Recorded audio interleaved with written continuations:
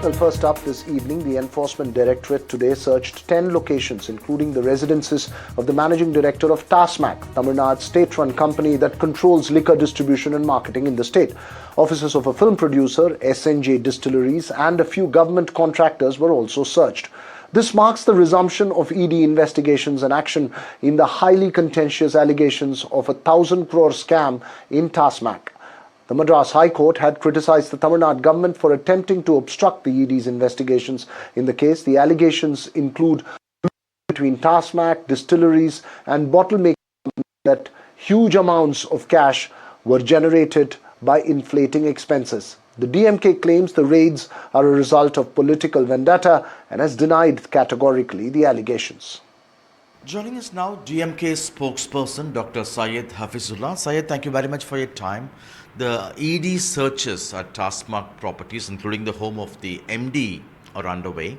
They allege 3 levels of corruption, around 1,000 crore scam in which they say large amounts of unaccounted cash generated and siphoned off. They point out specifically selling of liquor at a higher price and collusion between distilleries and bottle making companies to generate unaccounted cash, and also corruption in transport and transfer of liquor.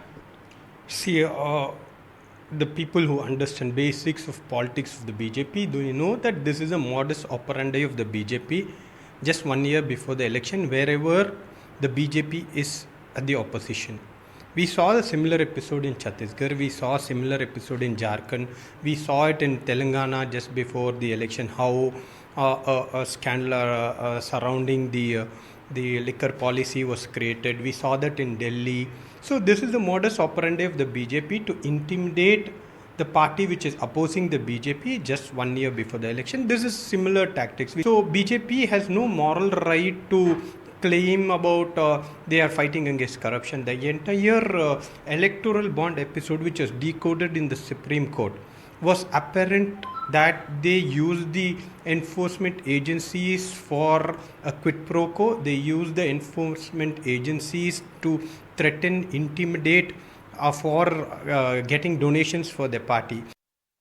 So will pressure on the TASMAC case hit the DMK politically? Is it mere political allegations, or is there a serious case to be pursued here? Remember, it's election season in Tamil Nadu. Joining me this evening, Narayan Tirupati of the BJP, senior journalist R.K. Radhakrishnan joins us, political observer Sumant C. Raman in a bit will join us, and pro-DMK political analyst Harish Mohammad Ibrahim. Thanks to all 4 of you for being here on the Southern View. Narayan Tirupati, just before you joined, we heard the DMK spokesperson Syed Hafizullah categorically declare that this is the centre's toolkit, the way the centre operates, using the Enforcement Directorate to put pressure on the DMK. The perception is that these are politically motivated raids. Respond to that. See, Virag, we all know, whoever is sitting in this panel, everybody knows what's happening in TASMAC, and it is happening for a long time. So, based on the FIR filed by the Tamil Nadu police, only the ED is investigating, and we all know that. And that too, after the court's intervention, the court very clearly said that yes, ED has got the right, and that is what they are doing. They are doing their duty. So, it is quite natural that, the DMK, they will say like this, but a big fish will definitely be caught, as Mr. RK's tweet today morning, that somebody will be, trouble for the DMK's big wig. That is what going to happen. So, citing election and all those things doesn't work. It is there for a long time. They went to the court. The court very, very clearly said, this is it. And see, you cannot hide that big loot is happening, Veerraghav. Just taking 10 rupees, 20 rupees from every bottle. See, this is absolutely nonsense. This is, looting the public like anything. I don't think anyone for that matter, will, argue for, in favor of the DMK or whoever it is, whether it is officials, whoever it is. This is totally unethical. This is totally brutal, and that is what they have been doing. It's more than almost 1 lakh crore. 1 lakh crore every year, Veerraghav, 1 lakh crore. This is huge. Okay. You're saying it's huge. R.K. Radhakrishnan? Yeah, obviously, it's massive, Veera. There is absolutely no two ways about it. Thank you for the opportunity. Good evening, viewers. The problem happens to be that who is being raided at what point of time it's being raided. If the ED was aware that this kind of what is it, money laundering was happening for such a long period of time, it should have acted earlier. And the underlying case is not from the DMK regime; it's from the ADMK regime. Now, I can tell you with categorically, today I am asserting that the ED will never raid a single AIDMK leader because the AIDMK is in alliance with the BJP. But be that as it may, I'm very sure that whatever corruption has happened in TASMAC is a fact. I agree completely with Narayan Tripati on that. Absolutely no two ways about that. But my problem is this.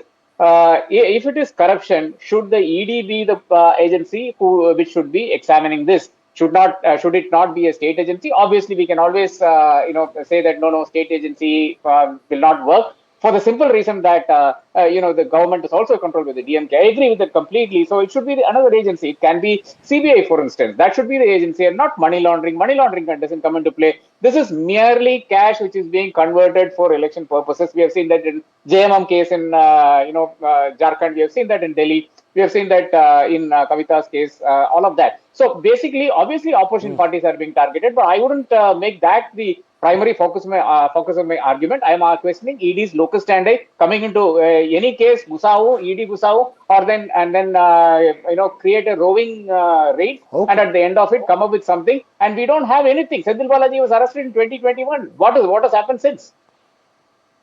Right. Sumant Raman, R.K. Radhakrishnan's point is that, look, this is a case, and as per the investigation, the timeline goes back to the AIDMK government as well. There is something definitely wrong in the way TASMAC has been operating, but the DMK is being politically targeted. I would not say that. First of all, let's look at it very bluntly. Even a newborn child, we've asked in Tamil Nadu, will say that there is colossal corruption in TASMAC under the previous government and under the present government. So it's not as if AIDMK is sort of blameless and the DMK alone has indulged, or vice versa. Both parties are equally guilty. In fact, TASMAC and Electricity Board are the two biggest cash cows for any ruling party in Tamil Nadu. This has been the case for more than 20 years, or ever since TASMAC came into being. This has been the case. Now, let's look at it very objectively.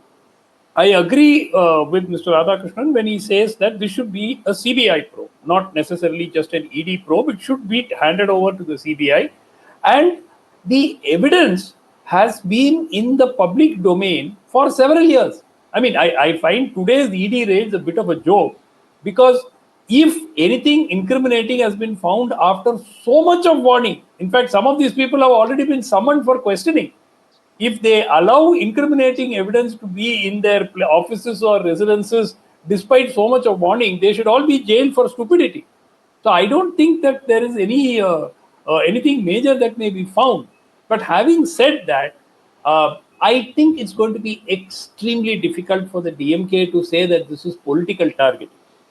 Most of these FIRs were filed during the AIDMK period, and the people who are named in these FIRs, or people against whom the FIRs are filed, are largely officials.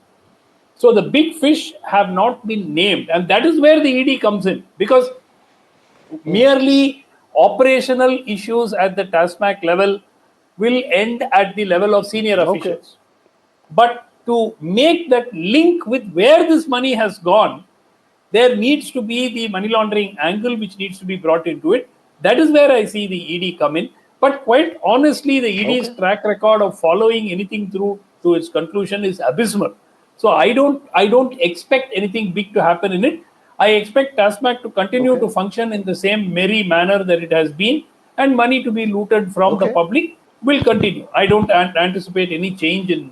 You don't see anything changing in it. Harish Mohammad Ibrahim, the point that is being made is that DMK cannot hide behind the allegation or the accusation that this is a political vendetta. There are things wrong in TASMAC, and it is an open secret according to the two senior observers who have followed Tamil Nadu very closely on this show. Veera, this is not the first time the ED is coming to the TASMAC gate, and it has been happening for the second time in a row. And we always knew that what does the political vendetta which has been behind the BJP's actions of including the ED or the CBI or any investigation agency for that matter. And this is not related to the DMK. They want to make sure, the BJP want to make sure the election is around the corner. They want to give a pressure to Mr. Sendil Balaji to make sure that he was the excise minister before 1 month back. So he wants to make sure the entire institution is being behind the bars by putting down the pressure on Sendil Balaji, whether there is some loopholes to put a pressure on him and make sure he doesn't work for the elections on the upcoming towards the Coimbatore constituency. So we are politically, it is motivated, and we know as far as the ED is concerned, out of 100 cases, what is the probability of being a charge sheet has been filed? It is merely 0.197%. So there is no point of using this as a political tool. And always the DMK is ready for open for any kind of authorization. If it is a CAG audited firm, the TASMAC is not a single firm. It is an open body which is controlled by the CAG audit. So you can have come across any board of investigation. They are open books. Let them investigate and find some answers. If there is anything misappropriate, let them take the course to the law. Narayan Tirupati, quickly targeting only Sendil Balaji, says Harish, and that no AIADMK person will be brought to book, says R.K. Radhakrishnan. Respond to that, 30 seconds. No. See, I will tell you, Virrago, this is a case against the entire department. First time, if I am right, first time in the history of Tamil Nadu, the entire department, the whole floors were locked. And they were inquiring everyone. And the judges very clearly said that, yes, you have the right to inquire these people. They came with so many, support systems, but nothing worked out. I'm telling you, this is the biggest scam. Everybody knows this. See, not only this 10 rupees per bottle, it is bottling, this, distribution, everything, corruption to the core. It's not even 1 lakh crore. It is more than almost 2 lakh crores. It's open because Mr. PTR Palanivel Rajan very, very clearly said that in this only 50% comes out. So I think this should be the end. All right, you made the point. Very quickly, yes or no answer. R.K. Radhakrishnan first to you, Sumant Raman next. Will this affect the election campaign? Will this affect the perception of the government in Tamil Nadu? Absolutely not. So there is no way that this can affect. The thing is that, again, as Narayan Tirupati says, it's a corruption case. It's not a money laundering case. A money laundering case cannot be made out. All right. Sumant Raman? My take is, if this trail leads up, then there is a possibility of this affecting the DMK. At the present level, if it's just being treated as a corruption case, if there is evidence of money laundering, and that is where the searches today have focused on trying to detect from those who are not directly employees of TASMAC. So that is where today's raids have been. And we saw some papers which were lying on the floor, on the street. Torn shreds of WhatsApp conversations are all floating on social media. We don't know the authenticity of all that. But the point is, if the trail leads up, then there would be trouble. Otherwise, these raids alone by themselves will not give them even... point taken. 10 seconds to you, Harish. Last point that you wanted to make. 10 seconds. Just 10 seconds. These raids doesn't bring any substantial things to the table. And each and every MLAs, each and every ministers of DMK, for the next 1 year, they will be opening their gate and waiting for any kind of investigative agency to knock the door. So let's wait and watch. All right. Thanks very much to all 4 of you for joining us. We'll see how this case plays out.